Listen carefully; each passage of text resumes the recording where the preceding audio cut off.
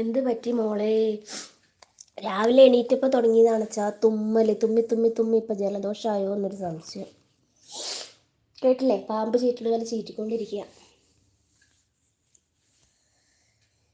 ചേച്ചി തുമ്മുന്നത് കേട്ട് എനിക്ക് തുമ്മൽ വരുന്നു. ആ ദോശയിൽ തെറിക്കരുത്. ദോശയല്ല, ഇന്നിവിടെ ഇഡ്ഡലിയാണ്. ഇഡ്ഡലിയൊക്കെ ഉണ്ടാക്കി കാസറോളിൽ അടച്ചു വെച്ചിരിക്കുക, ഒന്നും തെറിക്കില്ല.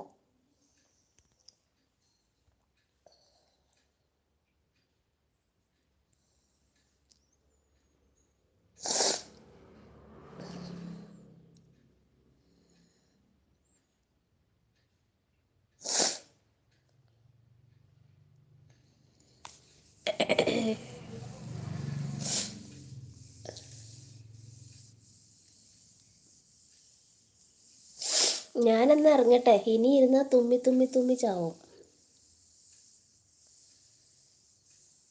സന്ധ്യ